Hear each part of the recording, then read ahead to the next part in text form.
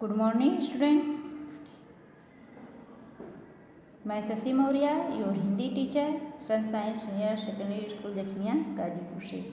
आज मैं इस वीडियो में कक्षा 9 के हिंदी कृतिका के अंतर्गत मृदुला गर्ग द्वारा रचित मेरे संग की औरतें पाठ का शेष भाग पढ़ाने जा रही हूँ, जिसे आप ध्यानपूर्वक सुनेंगे और समझने का प्रयास करेंगे। तो चलिए हम इसका सेशन शुरू करते हैं। देखिए आप, मैंने अपनी दादी को कई बार कहते सुना था, हम हाथी पे हल ना जुताया करते, हम पे बैल है। देखिए, हम हाथी पर हल ना जुताया करते, हम पर बैल है, ये मुहावरा है। मुहावरा है, इसका अर्थ होता है कि ताकतवर और समझदार लोगों से मजदूरी नहीं कराया जाता। ठीक, तो अब यहाँ पर लेखिका कह रही हैं कि वह अपनी दादी से कई बार यह कहते सुना था कि हम ताकतवर और समझदार लोगों से मजदूरी नहीं करवाते। बचपन में ही मुझे इस जुल्मे का भावार्थ समझ में आ गया था, जब देखा कि हम बच्चों की ममतालु परवरिश के मामले में माँ के सिवा घर के सभी प्राणी मुस्तैद रहते थे। दादी और उनकी जेठानियाँ ही नहीं, खुद मर्द जात पिताजी भी। अब देखिए, जुमले का अर्थ होता है कहावत। जुमले का अर्थ होता है कहावत। और ममतालु मतलब ममता मई, परवरिश मतलब पालन पोषण करने वाले, मर्द जात आदमी जाति के, मुस्तैद मतलब तैयार और तत्पर, दोनों इसका अर्थ हो सकता है। तत्पर भी कर सकते हैं और तैयार भी कर सकते हैं। ठीक, तो अब देखिए यहाँ पर लेखिका कह रही हैं कि जो उनकी दादी कहावत करती थी, वो उनको बचपन में ही उसका अर्थ समझ में आ गया था। और वह कहती है कि जब वह होश संभालती हैं, देखती हैं, तो यानी घर में उनकी माँ के सिवा, यानी माँ उन लोग का परवरिश नहीं करती थी, उनके सिवा घर के जो सभी प्राणी होते थे, वो सभी लोग, यहाँ तक कि दादी की जेठानियाँ भी उनके परवरिश के लिए तत्पर रहते थे, तैयार रहते थे। वो कहते हैं यहाँ तक कि घर में जो पुरुष जाति के सदस्य थे वो भी, और उनके पिताजी भी। पर ठोस काम न करने का यह मतलब नहीं था कि माँ को आज़ादी का जुनून कम था।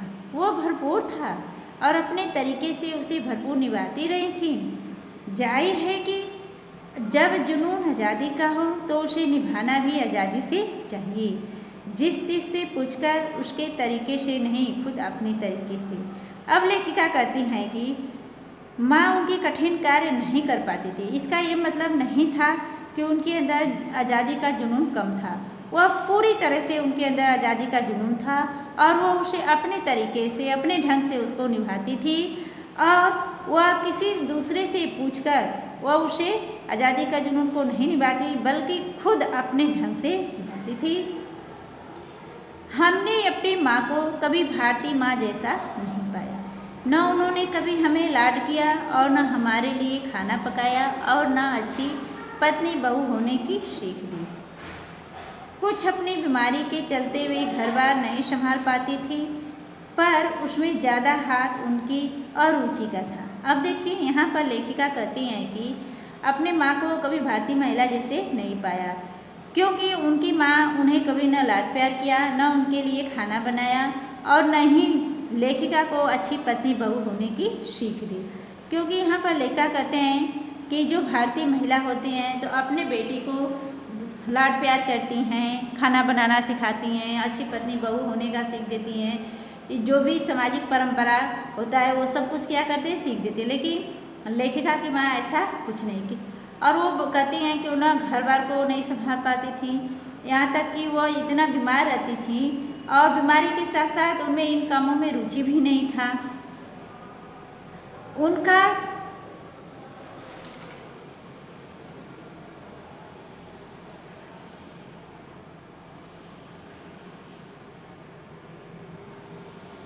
उनका ज़्यादा वक्त किताबें पढ़ने में बीतता था। बाकी वक्त साहित्य चर्चा में या संगीत सुनने में, और वे सब बिस्तर पर लेटे लेटे किया करती थी। अब लेखा करें कि उनका ज़्यादा से ज़्यादा समय किताबों को पढ़ने में बीतता था, और उससे जो शेष समय मिल जाता था तो साहित्य चर्चा करती थी, संगीत सुनती थी। ये सब वो बीमार रहने पर भी वो बिस्तर पर लेटे लेटे ये सब कर लिया करती थी। फिर भी जैसा मैंने पहले कहा था, हमारे परंपरागत दादा दादी या उनकी ससुराल के अन्य सदस्य उन्हें न नाम धरते और न उनसे काम आम औरतों की तरह होने की अपेक्षा करते। अब वो लेखिका कहती हैं कि जैसा उन्होंने पहले कहा था कि हमारी माँ भारतीय महिला जैसे नहीं थी, तो वो कहती हैं कि हमारे जो परंपरागत यानी पीढ़ियों से जो दादा दादी परिवार में चले आ रहे हैं, उनकी ससुराल के जो अन्य सदस्य कभी भी मेरी माँ से कोई काम करने के लिए नहीं करते और नहीं आम औरतों की तरह उनसे अपेक्षा रखते कि वो भी घर में सबका सेवा करें, सत्कार करें, काम करें। ये सब की आशा क्या घर के कोई भी सदस्य उनसे नहीं रखते थे। उनमें सबकी इतनी श्रद्धा क्यों थी, जबकि वह पत्नी, माँ और बहू के किसी प्रचारित कर्तव्य का पालन नहीं करती थी। शाही खानदान के रोग के अलावा मेरी समझ में दो कारण हैं। वे कभी झूठ नहीं बोलती थी और वे एक गोपनीय बात को दूसरे पर जाहिर नहीं होने देती थी। अब देखिए, यहाँ पर लेखिका प्रश्न करती हैं और खुद प्रश्नों का उत्तर भी देती हैं। वह कहती हैं कि वे आम औरतों की तरह नहीं थी, कोई भी घर का सदस्य उनसे कोई भी अपेक्षा नहीं करता था, यहाँ तक नहीं करता था, फिर भी घर के सभी सदस्य उनसे प्रेम करते थे। आखिर क्यों, जबकि न वो अच्छी पत्नी थी और न माँ और न बहू का कर्तव्य का पालन किया था। फिर भी घर में सभी लोग उनसे श्रद्धा क्यों करते थे, प्रेम क्यों करते थे।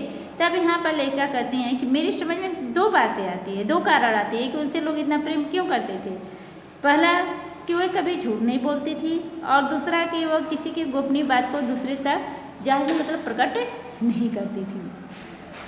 अर्थात यहाँ पर लेखिका कहना चाहती हैं कि उनकी माँ के अंदर कोई भी छल कपट द्वेष की भावना नहीं था। वह सबसे प्रेम पूर्वक व्यवहार करती थी और इसी वजह से घर में सभी लोग उनसे क्या करते थे, श्रद्धा करते थे, प्रेम करते थे। पहले के कारण उन्हें घर वालों का आदर मिला हुआ था, दूसरे के कारण बाहर वालों की दोस्ती। दोस्त तो वे हमारी भी थी, माँ की भूमिका हमारे पिता बखूबी निभा देते थे। अब यहाँ कह रहे हैं कि पहले के कारण जो कि वो कभी झूठ नहीं बोलती थी, इस कारण घर वालों से उनको आदर सम्मान मिलता था, और दूसरे के कारण जो गोपनीय बात को दूसरे तक जाहिर नहीं करती थी, उसके कारण बाहर वालों से उनकी दोस्ती हो गई थी। और लेखिका कहती हैं कि दोस्त तो हमारी भी थी, लेकिन वह कभी भी माँ का भूमिका नहीं निभाई, और इसके अलावा हमारे पिताजी ही माँ की भूमिका निभा देते थे। मुझे याद है बचपन में भी हमारे घर में किसी की चिट्ठी आने पर कोई उससे यह नहीं पूछता था कि उसमें क्या लिखा है, भले वह एक बहन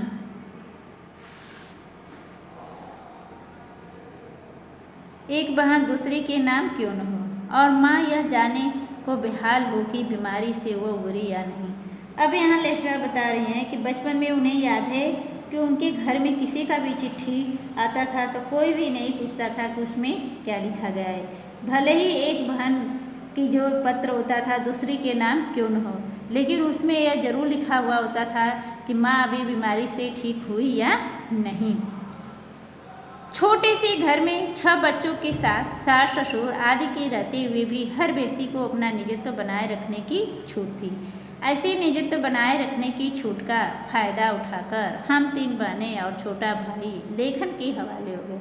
अब यहाँ लेखिका कहती हैं कि हमारा जो घर था बहुत ही छोटा था, और उस छोटे से घर में 6 बच्चों के साथ यानी लेखिका की माँ और उनके सास ससुर भी रहते थे, और हर व्यक्ति का अपना निजत्व बनाए, यानी सब निजत्व मतलब अपनापन, और प्रत्येक व्यक्ति में अपनापन की भावना थी, और उसी अपनापन की भावना का छूट के फायदा उठाते हुए लेखिका और उनकी 3 बहनें और उनका छोटा भाई साहित्य लिखने का कार्य करना प्रारंभ कर दिए। आगे देखिए, लीक से सीख के, लीक मतलब परंपरा से जो बनाई गई नियम होता है उसी को लीक बोलते हैं, अपने पूर्वजों में माँ और नानी ही रही होती तो गनीमत रहती। पर अपनी एक परदादी भी थी जिन्हें कतार से बाहर चलने का शौक था। अब देखिए यहाँ पर जो लेखिका हैं कहती हैं कि यानी लीक से, यानी जो परंपरा द्वारा जो बनाए गए जो नियम है उसमें अपने पूर्वज में, यानी उनके पूर्वज में, पूर्वज मतलब पीढ़ी जो पीढ़ी चले आ रहे हैं, माँ और नानी ही रही होती तो अच्छा रहता, गनीमत रहता। लेकिन उनकी एक परदादी भी थी जिन्हें अपनी कतार का मतलब परंपरा से बाहर चलने का शौक था। कतार का अर्थ होता है परंपरा, ठीक।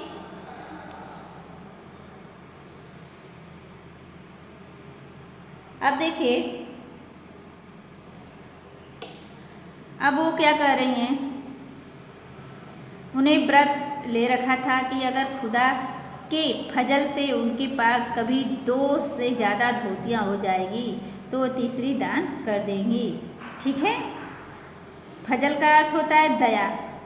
अब वो क्या करें, खुदा मतलब भगवान, और वो जो उनकी परदादी थी, लेखक की परदादी थी, वो व्रत ले रखा था कि अगर भगवान की दया से कृपा से अगर उनके पास 2 से ज़्यादा धोतियाँ हो जाएंगी, यानी साड़ियाँ को ही वो धोतियाँ कहती थी, पहले के लोग क्या करते थे, साड़ी को धोतियाँ बोलते थे, तो वह कह रही हैं कि 2 से ज़्यादा धोतियाँ हो जाएगी तो तीसरी वो दान कर देंगी या दान कर देती थी।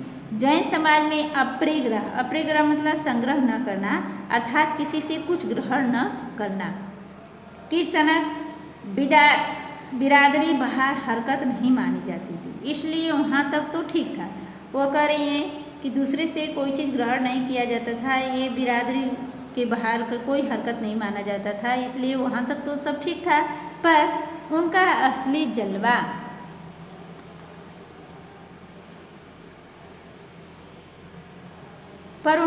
जलवा तब देखने को मिला जब मेरी माँ पहली बार गर्भवती हुई और मेरी दादी ने मंदिर में जाकर मन्नत मांगी कि उनकी पतोहू का पहला बच्चा लड़की हो।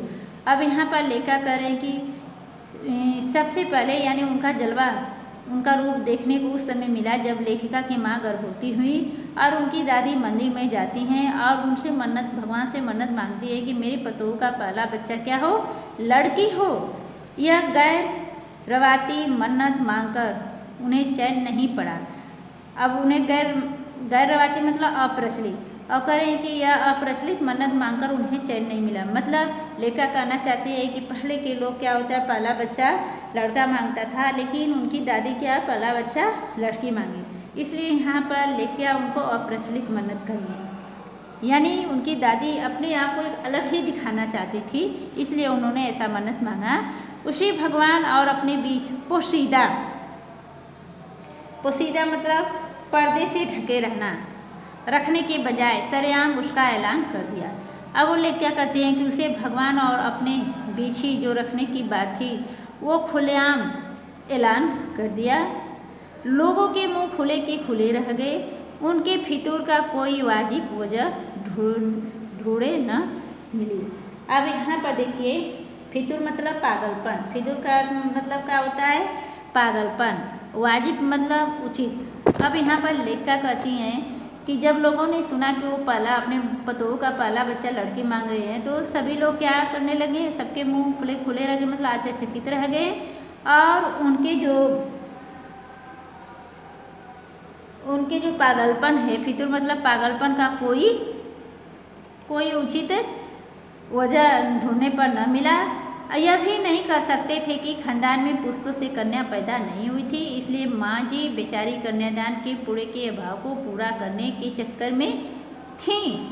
अब देखिए, अब यहाँ पर लेखिका कह रहे हैं कि यह भी नहीं कहा जा सकता है कि हमारे खानदान में यानी पुश्तों से कोई भी बच्ची नहीं थी, और जिसलिए माँ बेचारी को कन्यादान के पूरे अभाव को पूरा करने के चक्कर में वो लड़की की मन्नत मांगी, मतलब कि उनके खानदान में पहले से भी लड़की थी।